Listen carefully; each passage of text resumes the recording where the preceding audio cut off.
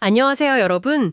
오늘 저희가 함께 살펴볼 내용은요, 다른 사람을 위해 기도하는 것, 바로 중보 기도에 대한 이야기입니다.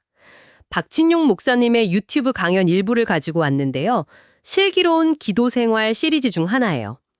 여기서 기도를 단순한 요청 행위가 아니라 사랑, 말씀, 그리고 예수님, 여기에 뿌리를 둔 아주 역동적인 행위로 설명하더라고요. 네, 맞아요.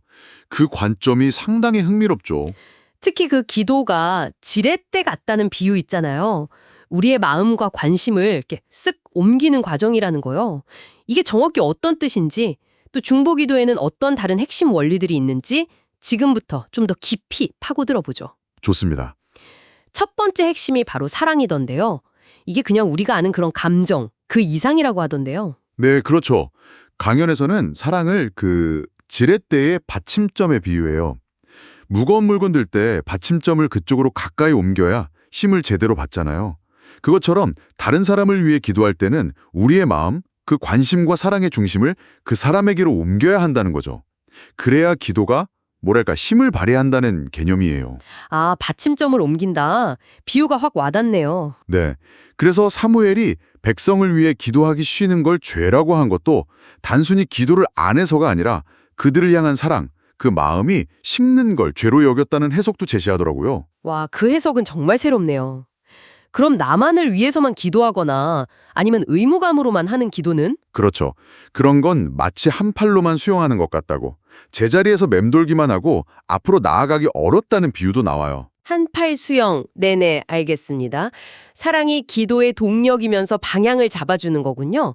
근데 그 사랑이 때로는 좀 자연스럽게 생기지 않을 수도 있잖아요, 솔직히. 맞아요. 그래서 중요한 게 이 자료에서는 그 사랑 자체를 하나님께 구해야 한다고 강조해요. 그냥 감정이 아니라 예수님이 말씀하신 이육사랑 계명과 연결되는 어떤 의지적인 헌신으로서의 사랑인 거죠. 아, 헌신으로서의 사랑.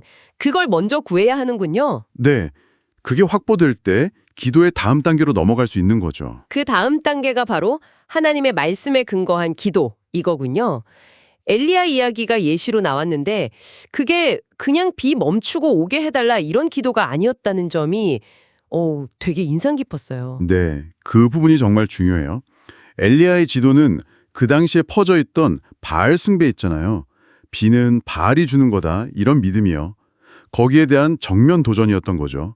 신명기에 보면 하나님께서 불순종하면 비를 멈추시겠다고 이미 말씀하셨거든요. 아, 말씀에 이미 있었군요. 그렇죠.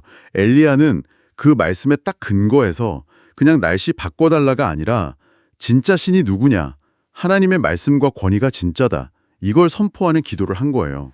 와, 스케일이 다르네요. 네, 그래서 우리가 여기서 배울 점은 중보 기도할 때 그냥 내 좋은 뜻이나 어쩌면 좀 이기적인 바람, 이런 걸 넘어서서 이 상황에 대해 하나님은 뭐라고 말씀하실까? 하나님의 뜻은 뭘까? 이걸 먼저 묻는 게 중요하다는 거죠. 기도의 초점을 나에서 하나님 말씀으로 옮기는 거군요. 맞습니다. 그리고 마지막 열쇠는 역시 예수 그리스도, 여기로 딱 모아지더라고요. 예수님의 이름으로 기도한다는 말의 의미를 다시 생각하게 됐어요. 이게 보통 그냥 기도 끝에 붙이는 약간 습관적인 문구처럼 생각하기 쉬운데요. 자료에서는 훨씬 깊은 의미를 이야기하죠. 예수님이라면 이 상황에서 어떻게 기도하셨을까? 이걸 스스로 물어보는 거예요. 아, 예수님이라면? 네. 그러면서 우리의 기도를 예수님의 성품, 그분의 목적에 맞추려는 어떤 의지의 표현이라는 거죠.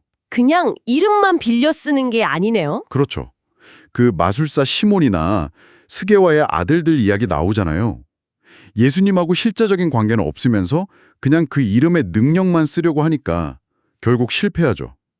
결국 예수님을 통해서만 하나님께 나아갈 수 있다는 걸 인정하고 그 살아있는 관계 속에서 드리는 기도가 진짜라는 거죠. 형식이 아니라 관계가 핵심인 거예요. 사랑, 말씀, 그리고 예수님과의 관계, 이 세 가지가 딱 맞물려 돌아갈 때 중보 기도가 강력해진다는 거군요. 그럼 이게 실제로 어떤 영향을 줄 수 있을까요? 그 알코올 중독자 빌리 이야기가 참 기억에 남더라고요. 네, 그 실화가 중보 기도의 좀 예상치 못한 결과, 이걸 잘 보여주는 것 같아요. 다른 중독자를 도우려고 자기 밑바닥 경험을 막 이야기하다가 오히려 자기가 술을 끊게 되었다는 거잖아요. 맞아요, 맞아요. 역설적이죠. 네. 잠언에 철이 철을 날카롭게 한다는 말씀처럼 다른 사람의 어려움을 위해 기도하고 하나님의 시각으로 그 문제에 함께할 때 오히려 기도하는 나 자신의 삶에 어떤 명료함이나 변화가 찾아온다는 거죠. 와, 다른 사람을 돕는 게 결국 나를 돕는 게 되네요. 그렇죠.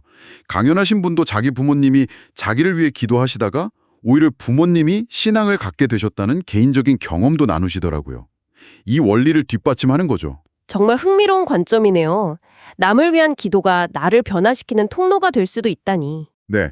기도를 단순히 이거 해주세요, 저거 해주세요, 목록 전달하는 걸 넘어서서 하나님의 어떤 돌봄과 회복의 일에 내가 참여하는 거다. 이렇게 보는 시각이죠. 아, 참여하는 것. 에스겔서에 나오는 표현처럼 하나님께서 찾으시는 무너진 데를 막아서서 성을 수축할 사람, 그런 사람이 되어가는 과정일 수도 있고요. 자, 그럼 오늘 이야기 나눈 것들을 한번 정리해 볼까요? 중보기도는 사랑을 동력으로 삼고 하나님 말씀으로 방향을 잡고 그리고 예수 그리스도라는 궁극적인 통로를 통해서 할 때 가장 힘있고 변화를 만들어내는 실천이 된다는 것. 네, 맞습니다. 핵심은 그거죠. 우리의 시선을 나에게서 다른 사람, 그리고 하나님의 목적으로 옮겨주는 것. 기도의 본질에 대해 다시 한번 생각해 보게 하는 내용이었어요. 네, 깊이 있는 성찰을 주는 자료였습니다. 자, 그럼 이제 마지막으로 이걸 듣고 계신 여러분께 질문을 하나 드리고 싶어요.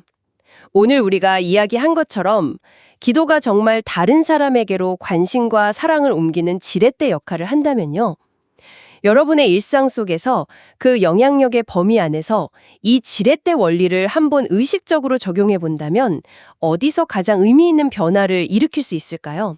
공식적인 기도 시간 외에 말이죠. 한번 생각해 보시면 어떨까 싶습니다.